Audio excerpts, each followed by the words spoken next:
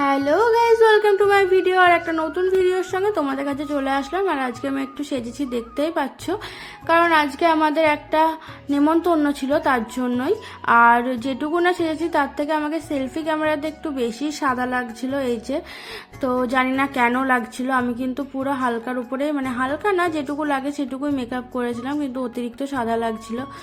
আর তারপরে আমরা কিন্তু অটোতে উঠে পড়েছিলাম, বাড়ি থেকে একটু দূরে, তাই ট্রেনে উঠে তারপরে আবার অটোতে উঠতে হয়েছিল।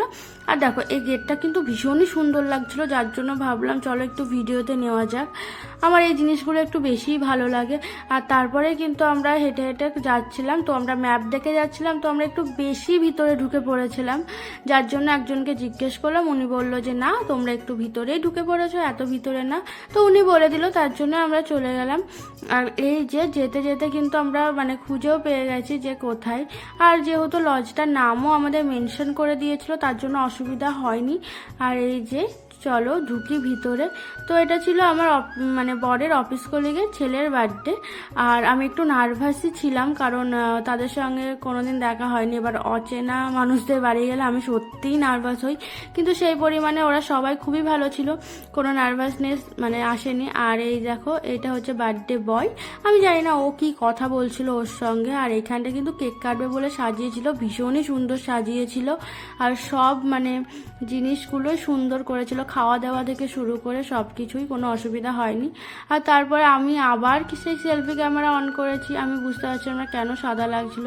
তাই আমি ভাবলাম চলো সাদা লাগুক, আর তাও ক্যামেরাটা করি, ক্যামেরাটা নিই। এবার সবারই সামনে আমার ব্যাক ক্যামেরা করতে অসুবিধা হচ্ছিল, তাই।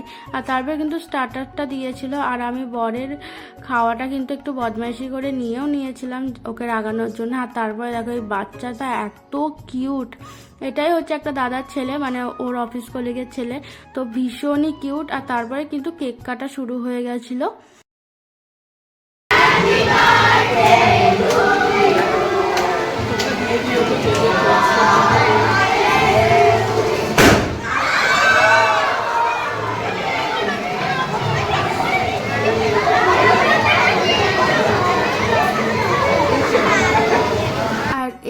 এটা ছিল গিফট, যেটা আমার হাতে ধরিয়ে দিয়েছিল সবাই মিলে।